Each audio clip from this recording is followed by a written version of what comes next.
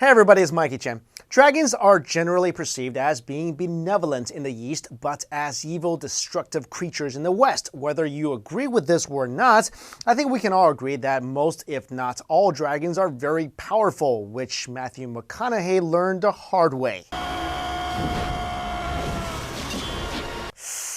Yeah, you should never bring an axe to a dragon fight. Anyway, here are some of the most powerful dragons based on mythologies from around the world that you should never try to fight with anything less than the Black Arrow.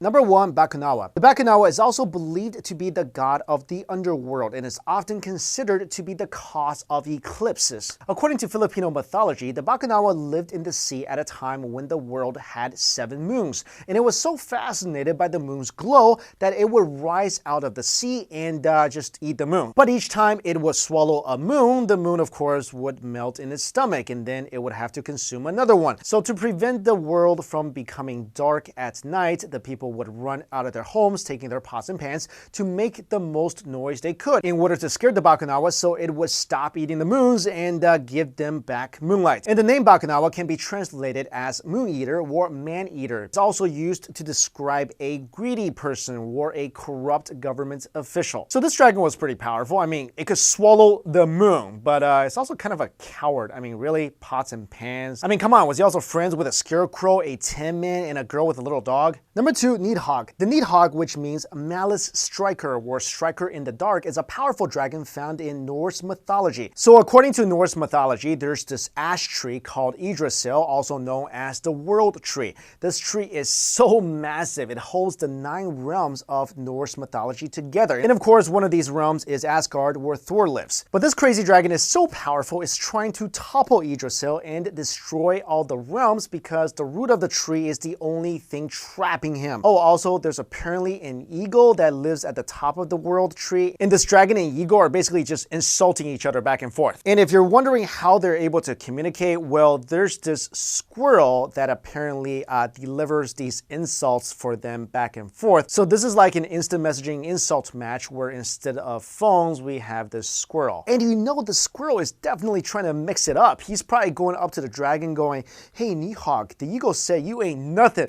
Oh, and he said your mama looks like a T-Rex." Anyway, if Nidhogg does chew his way through the root of the world tree, it then heralds the arrival of Ragnarok and the subsequent destruction of the world. You know, in the next Terminator movie, John Connor should send a Terminator back in time to team up with Thor to destroy this bad-mouthing squirrel and prevent Norse Judgment Day. They may also have to go and kill that dragon too. So Terminator 6, Terminator versus Norse dragon and squirrel.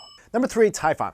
Typhon was considered the mightiest and deadliest monster in Greek mythology. He was the last son of Mother Earth Gaia and Tartarus, created as a last attempt to repel the Olympian gods from defeating the Titans. Known as the father of all monsters, Typhon was a fire-breathing dragon who had 100 heads that never slept. Typhon was the largest and most grotesque of all creatures that have ever lived. He was so tall, he towered over the highest mountains, and his head often brushed the stars. He was of human form down to his thighs, but he had huge snake coils instead of legs. 100 dragons' heads sprung from his shoulders, and his body was covered with feathers. He also had wings and fire flashing from his eyes. So after the Olympian gods defeated the Titans, Gaia wanted to punish Zeus for imprisoning her Titan children in Tartarus. Thus, Typhon was born. When Typhon challenged the heavens, the gods were so frightened that they all apparently ran to Egypt. Zeus had to defend Mount Olympus, so he threw a bunch of bolts of lightning at Typhon.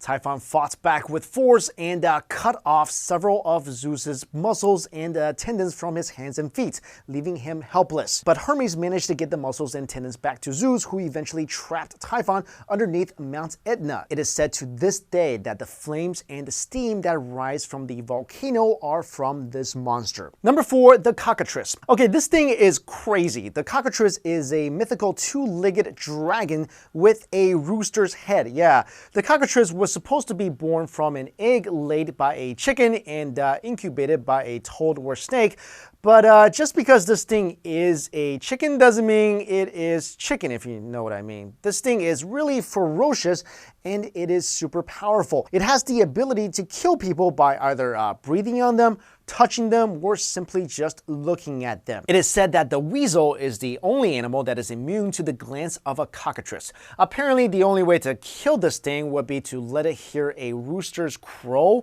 or get it to look itself in the mirror. And finally, dragon kings. In China, the dragon or long is commonly the symbol of nobility, solemnness, holiness, and good fortune.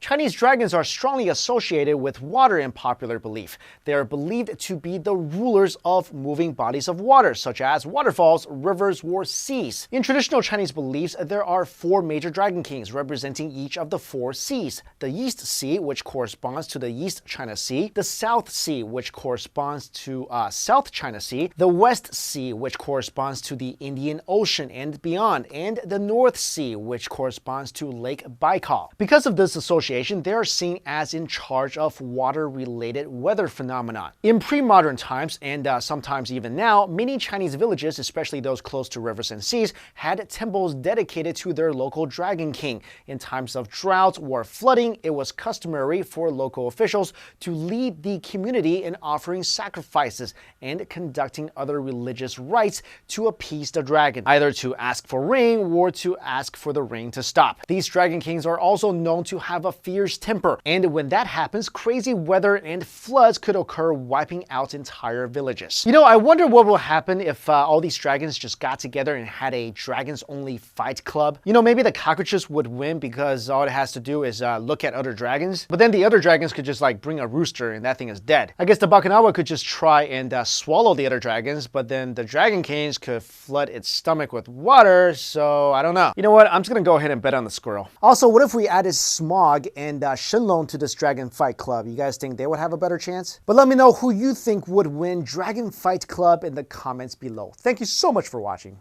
See you later.